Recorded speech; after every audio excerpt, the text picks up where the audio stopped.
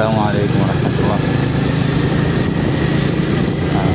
কুরবানির ছুটিতে বাড়িতে যাওয়ার পথে হঠাৎ অনেকটাই বৃষ্টি হয়েছে, সাথে ঝড়ো বাতাস, গাছ এখানে একটা অবস্থা, গাছ উল্টে পড়ে গেছে। মানে কী বলবো,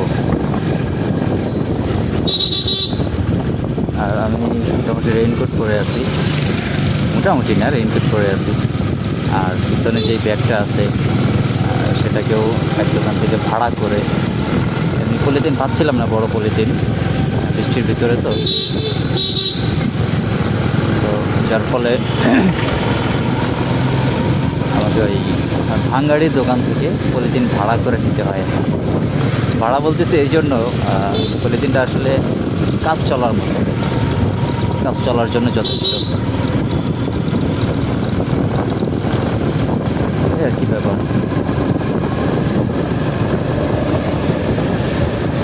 বুঝি না। যাই হোক, আসার সময় বাইকে একটা প্রবলেম হইলো, হচ্ছে আপনার ব্রেক সামনেটা এমনিতেই কাজ করে না, ব্রেক চাপা, ব্রেক চাপা, ব্রেকের সামনেটা কাজ করতেছে না। তো বাকেটটা চেঞ্জ করা হয়েছে, এটার ভিতরে যে সিস্টেমটা থাকে ওটাকে চেঞ্জ করা হয়েছে, বাট তারপরেও কোনো সমাধান হচ্ছে না। এই দেখেন, কোনো ব্রেকই নাই গাড়িতে। যাই হোক, এখন 300 টাকা এখানে খরচ হয়েছে।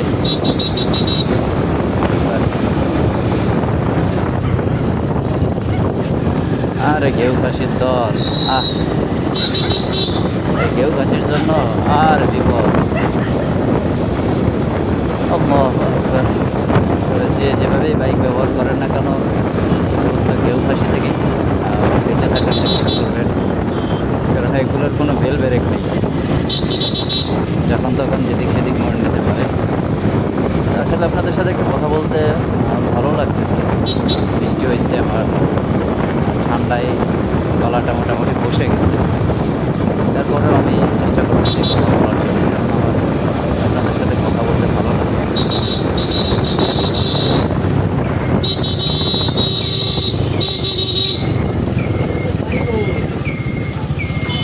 তো এখানে দাঁড়াচ্ছি একটা পান খাওয়ার জন্য আর কি। আর এই দোকানের পানটা আলহামদুলিল্লাহ আমার কাছে অনেক ভালো লাগে। তো চলেন ভিতরের দিকে যাই। আসসালামু আলাইকুম। আসসালামু আলাইকুম, কেমন আছেন? শরীর আছে বলো। এই ছুটিতে বাড়িতে যাচ্ছিলাম, তাই আর কি। তা 8-10টা পান দেন। ঠিক আছে ভাই, আসি তাহলে আমি।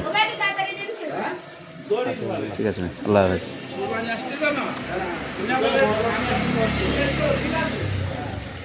তবে চলেন, কটা পান নিলাম বাড়ির জন্য, আর নিজে একটা গালে দিলাম। এখন বাড়ির দিকে যাওয়ার পর আর কি।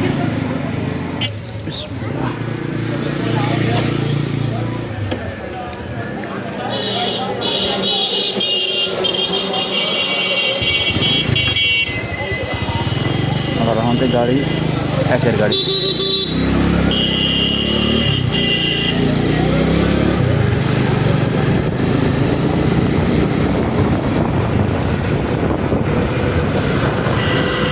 কিক দেওয়ার সাথে সাথে আলহামদুলিল্লাহ স্টার্ট, কোনো ভেজাল হয় নাই।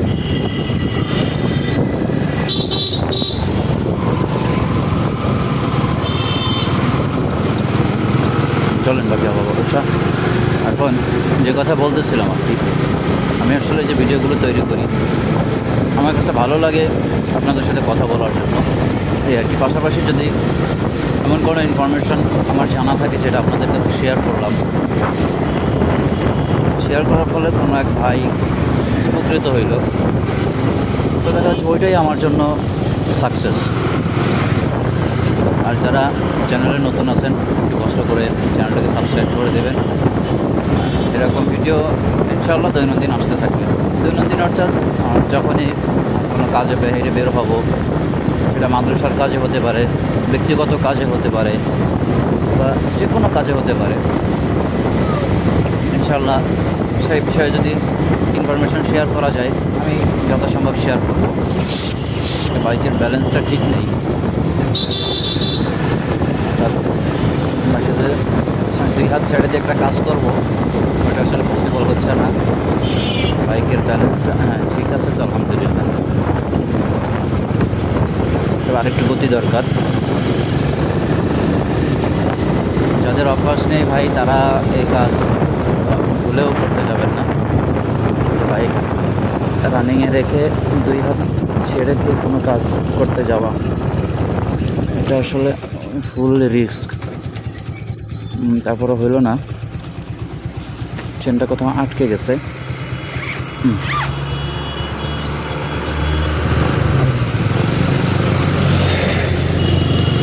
মূলত রেইনকোটের চেনটা লাগানোর জন্য এরকমটা করা হইল। আপনারা একটু দয়া করে এমন কোনো কাজ করতে যাবেন না। যাদের অভিজ্ঞতা নেই বা যাদের বাইকে প্রবলেম আছে তারা তো এটা করবেনই না, কেননা বাইকে প্রবলেম প্লাস অভিজ্ঞতা না থাকলে যে কোনো সময় বড় কোনো অ্যাক্সিডেন্টের শিকার হতে পারে।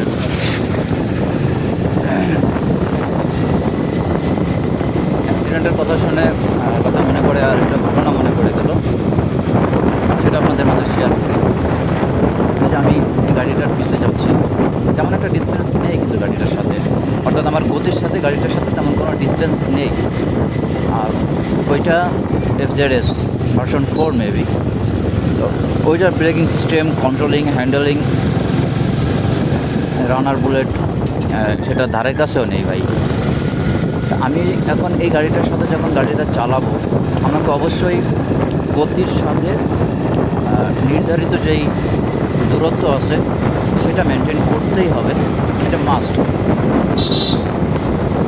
আর না হলে ওই বাইকটা যদি কোনো কারণবশত ব্রেক করে, সেটা যে কোনো কারণে হতে পারে, তো তখন আমি হয়তো আর ব্রেক করতে পারতাম, কারণ আমার যথেষ্ট ডিস্টেন্স নেই।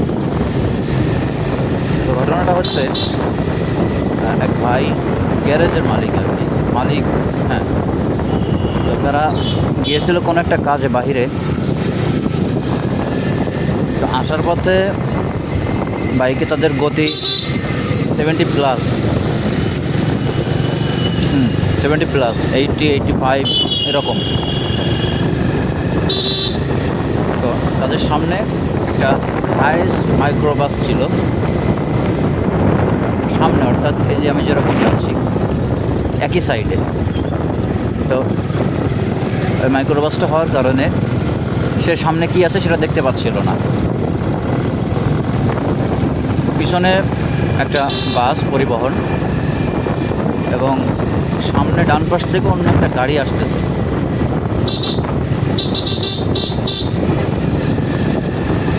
এই হচ্ছে পরিবেশ।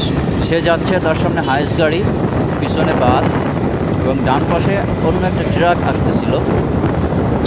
কোনো কারণে হাইস গাড়িটা ব্রেক করছে। ব্রেক করার ফলে পিছনে যে বাইকটা ছিল ওই গ্যারেজ মালিক, সে আসলে 80, 85 বা এক কথায় 70+ যে স্পিডটা ছিল গাড়িতে ওইটা সে কন্ট্রোল করতে পারেনি, যার ফলে তার পায়ে সমস্যা হয়েছে। পা ভাঙেনি, পায়ে আঘাত পেয়েছে প্রচুর। পাশাপাশি সে যখন গাড়ি থেকে পড়ে গেছে, গাড়ি থেকে পড়ে যাওয়ার কারণে তার এই যে পিঠে যে হাড়টা আছে, অর্থাৎ বাম হাতে কাঁধের সাথে যে জয়েন্টটা আছে এই জয়েন্টটা ছুটে গেছে। আর ওই ড্রাইভারের বক্তব্য যে ভাই যদি আমার আর সামান্য একটু বামে চলে যেতাম তাহলে বাসটা আমার মাথার উপর দিয়ে চলে যেত। তাহলে ব্যাপারটা বুঝতে পারতেছেন কতটা ভয়ঙ্কর।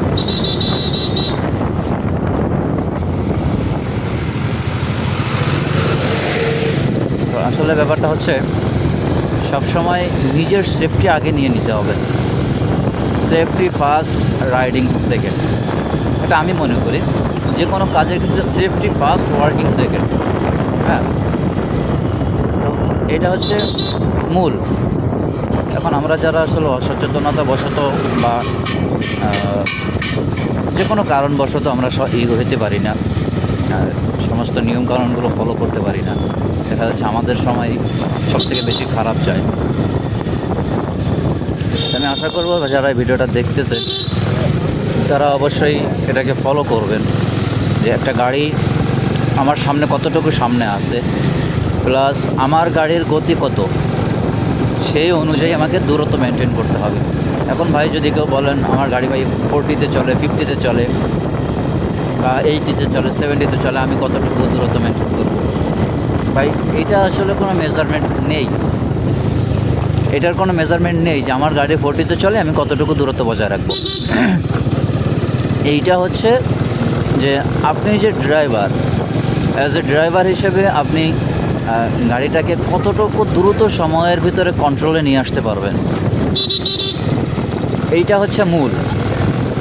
আপনার একটা আন্দাজ আছে, আপনার নিজের স্কিলের উপরে একটা আত্মবিশ্বাস আছে যে ভাই আমি গাড়িটা 10 মিটারের ভিতরে বা 15 মিটারের ভিতরে বা 5 মিটারের ভিতরে আমি গাড়িটাকে কন্ট্রোলে নিয়ে আসতে পারবো। আমার গাড়ি এই যে গতি আছে, আমি 70+ গতির গাড়িও আমি 10 মিটারের ভিতরে কন্ট্রোলে নিয়ে আসতে পারি উইদাউট এবিএস গাড়ির কথা ভাই ভিন্ন। এটা ফুললি ড্রাইভারের উপরে ডিপেন্ডেন্ট, একটা ড্রাইভার কতটুকু জায়গার ভিতরে গাড়িটাকে কন্ট্রোলে নিয়ে আসতে পারে। এটার জন্য আসলে কোনো মেজারমেন্ট হয় বলে আমার জানা নেই। ফার্স্ট টাইমে বলছি যে হয় না বা নেই, সেটা ভুল হতে পারে। এটার জন্য কোনো মেজারমেন্ট হয় আমার জানা নেই।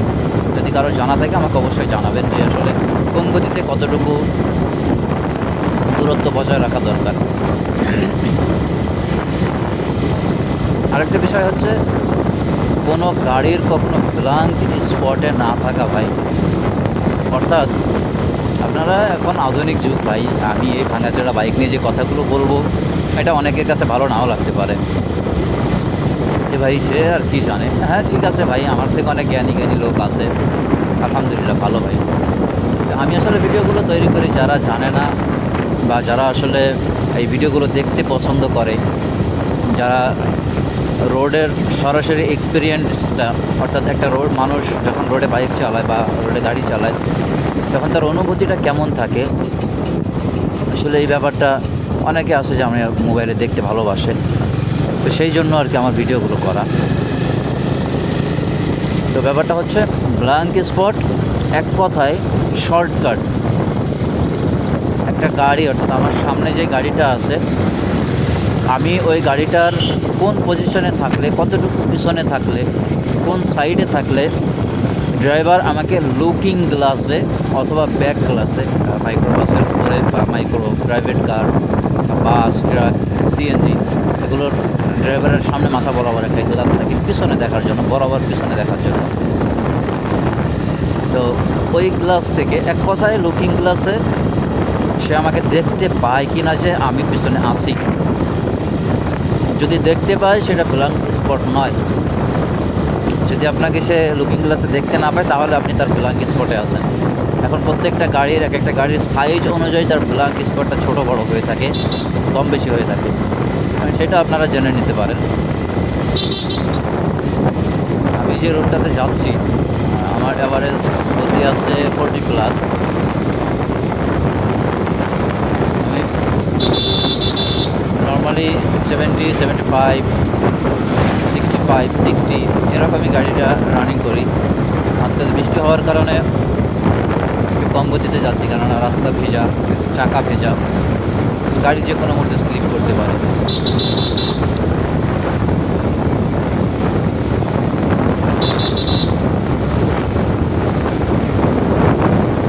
চলেন সামনে যাওয়া যাক। আবার কোনো কথা স্মরণে আসলে ইনশাল্লাহ আবার শুরু করবো আপনাদের সাথে বকবক করা। বাকি দেখতে থাকেন। এই যে ভাই গরু ছাগল, এগুলো দিয়ে আসলে কোনো ভরসা নেই। গরু ছাগল, এরপর হচ্ছে ঘেউ খাসি, হ্যাঁ, এগুলো দিয়ে আসলে কোনো ভরসা নেই, যে কোনো মুহূর্তে রোডের মাঝখানে চলে আসে।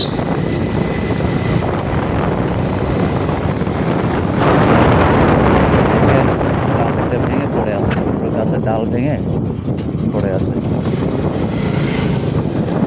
খুবই নাজেহাল অবস্থায়, ডাল ভেঙে চুরে নিয়ে দিক করে ফেলছে ঝড়ে পাড়া দিয়ে আমার লেগে চলে আসছে।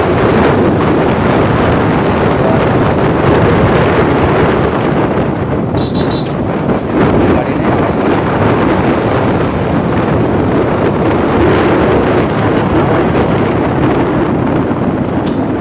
পরপর দুইটা লোডেড গাড়ি ফুললি লোডেড।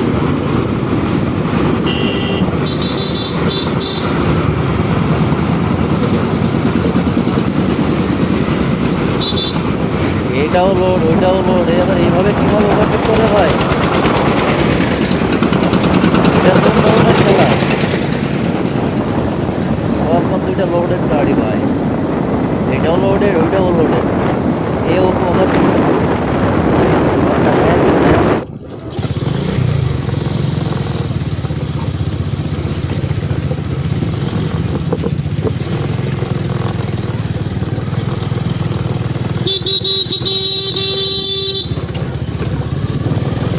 মানুষ চলে কিভাবে বুঝি না, একদম রোডের মাঝখান দিয়ে।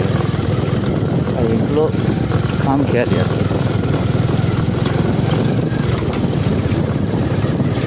দেখেন এটা কেউ কাশি, কোন দিকে যাবো নিজেও জানে না, রং রোডে চলে আসতেছে কি জন্য ভাই বুঝি না। ভাই মোড় ঘুরতেছো, মোড় ঘোরো, তোমার সাইডে একটা গাড়ি আছে, তুমি মোড় ঘুরতে গিয়ে কেন ভাই ওভারটেক করতে যাও?